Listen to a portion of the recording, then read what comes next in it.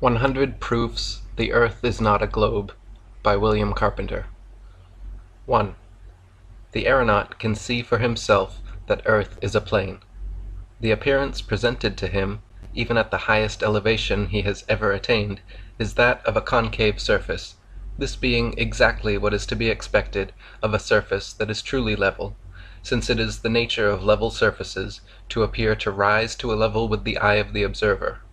This is ocular demonstration and proof that Earth is not a globe. 2. Whenever experiments have been tried on the surface of standing water, this surface has always been found to be level.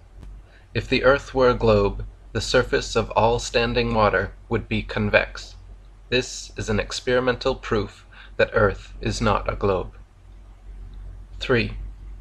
Surveyors' operations in the construction of railroads, tunnels, or canals are conducted without the slightest allowance being made for curvature, although it is taught that this so-called allowance is absolutely necessary. This is a cutting proof that Earth is not a globe. 4. There are rivers that flow for hundreds of miles towards the level of the sea without falling more than a few feet, notably the Nile, which in 1,000 miles falls but a foot. A level expanse of this extent is quite incompatible with the idea of the Earth's convexity. It is, therefore, a reasonable proof that Earth is not a globe.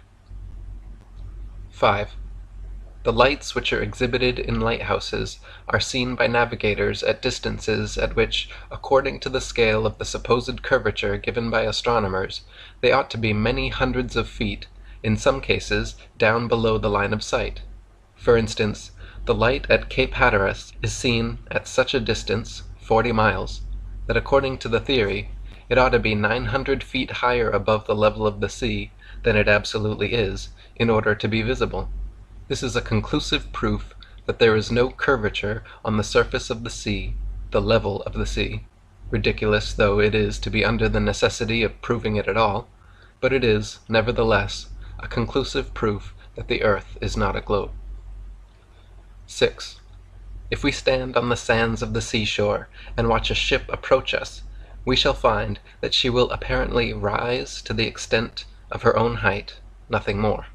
If we stand upon an eminence, the same law operates still, and it is but the law of perspective which causes objects as they approach us to appear to increase in size until we can see them, close to us, the size they are in fact. That there is no other rise than the one spoken of is plain from the fact that no matter how high we ascend above the level of the sea, the horizon rises on and still on as we rise, so that it is always on a level with the eye, though it be 200 miles away, as seen by Mr. J. Glaisher of England from Mr. Coxwell's balloon, so that a ship 5 miles away may be imagined to be coming up the imaginary downward curve of the Earth's surface, but if we merely ascend a hill, such as Federal Hill, Baltimore, we may see 25 miles away, on a level with the eye, that is, 20 miles level distance beyond the ship, that we vainly imagine to be rounding the curve and coming up. This is a plain proof that the Earth is not a globe. 7. If we take a trip down the Chesapeake Bay in the daytime, we may see for ourselves the utter fallacy of the idea that when a vessel appears hull down, as it is called, it is because the hull is behind the water. For vessels have been seen, and may often be seen again presenting the appearance spoken of, and away, far away, beyond those vessels, and at the same moment, the level shoreline, with its accompanying complement of tall trees towering up in perspective over the heads of the hull-down ships. Since, then, the idea will not stand its ground when the facts rise up against it, and it is a piece of the popular theory, the theory is a contemptible piece of business, and we may easily wring from it a proof that the Earth is not a globe. 8. If the Earth were a globe, a small model globe would be the very best, because the truest, thing for the navigator to take to sea with him. But such a thing as that is not known. With such a toy as a guide, the mariner would wreck his ship, of a certainty. This is a proof that Earth is not a globe. 9.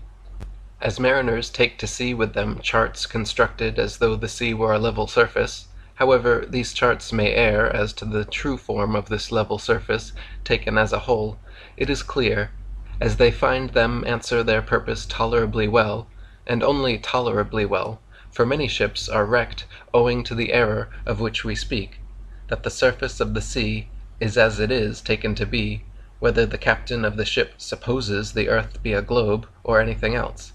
Thus, then, we draw, from the common system of plain sailing, a practical proof that earth is not a globe. 10. That the mariner's compass points north and south at the same time is a fact as indisputable as that 2 and 2 makes 4. But that this would be impossible if the thing were placed on a globe, with north and south at the center of opposite hemispheres, is a fact that does not figure in the schoolbooks, though very easily seen, and it requires no lengthy train of reasoning to bring out of it a pointed proof that the earth is not a globe.